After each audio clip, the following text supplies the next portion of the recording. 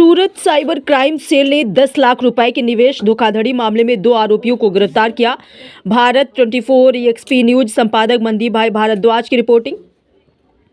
WhatsApp group PLKP3 consultation camp के जरिए share बाजार में ज्यादा रिटर्न का लालच दिया गया। आरोपियों ने ऐप डाउनलोड कराकर अलग अलग बैंक खातों में करीब 30 लाख रुपए ट्रांसफर करवाए।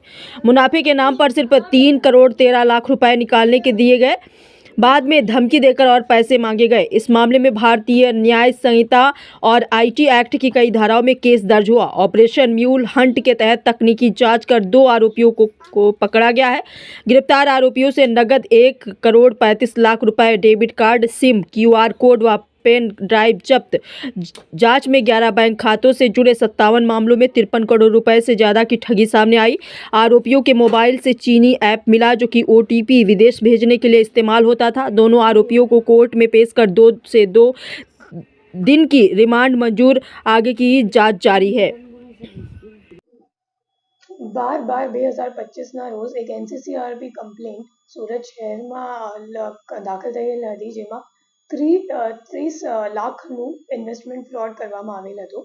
આ કમ્પ્લેન્ટની નોંધ અમે લોકો તરત જ લઈને પછી ACP Shweta Daniels, PI NR Patel અને PC હાર્દિકભાઈ પરમાર આ ત્રણેયની ટીમ મળીને ગણતરીના કલાકોમાં ડિટેક્શન કરી અને 13 તારીખે અમે લોકો ફરિયાદ કરી લીધી અને પછી 14 તારીખ સુધી અમે લોકો આરોપી સુધી પહોંચી ગયા. ટોટલ બે આરોપી છે અને આ જે ગુના છે એમને એમો એવી રીતનું છે કે એ લોકો વોટ્સએપ ઉપર એક ગ્રુપ બનાવીને લોભ લાલચ આપી ફરિયાદીને કે તમે જો સ્ટોક માર્કેટમાં ઇન્વેસ્ટ કરો તો તમને વધારો નફો મળશે.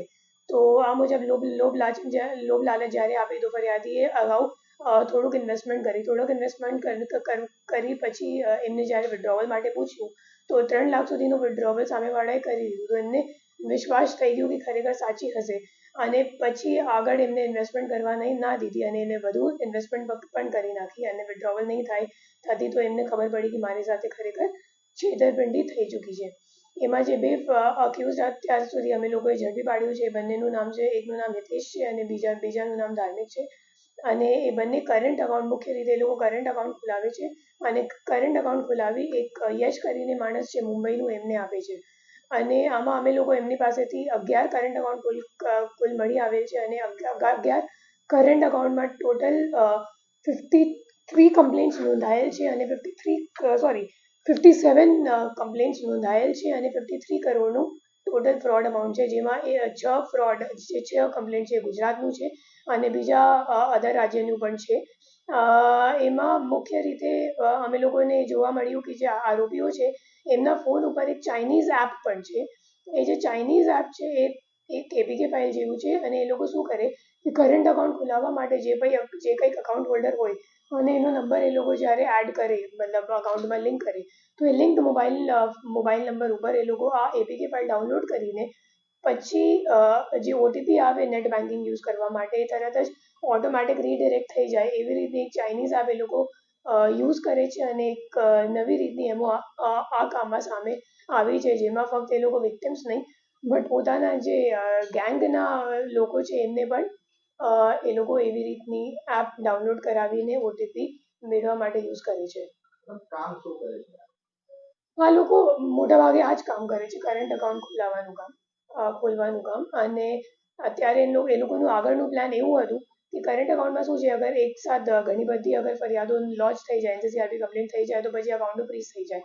તો આગળનું એમનું પ્લાન હતું કે હવે અમે લોકો એક શું કહેવાય ફિઝિકલી એક સાડીનું શોરૂમ અહીંયા સુરતમાં ખોલાવી લઈએ અને પછી બેંકવાળા વિઝિટ કરશે તો મોટી ટ્રાન્ઝેક્શન લિમિટ આપશે કરંટ અકાઉન્ટમાં અને પછી 50 થી 100 કરોડ જેટલી ટ્રાન્ઝેક્શન લિમિટ થઈ જશે તો કદાચ અઠવાડિયા 15 દિવસમાં અગર જો અકાઉન્ટ ફ્રીઝ પણ થઈ જાય તો એમનું મોટું કામ થઈ જશે વધારે અગર ટ્રાન્ઝેક્શન લિમિટ મળશે તો. મેડમ આ લોકોએ કેટલા લોકોને અત્યાર સુધી ભોગ બનાવ્યા છે અંદાજે? અમે લોકોને અત્યાર સુધીમાં 57 ફરિયાદો મળી ગઈ છે અને ફક્ત 11 અકાઉન્ટની વાત કરું છું અને એ લોકો આ કામમાં લાંબા સમયથી જોડાયેલ છે.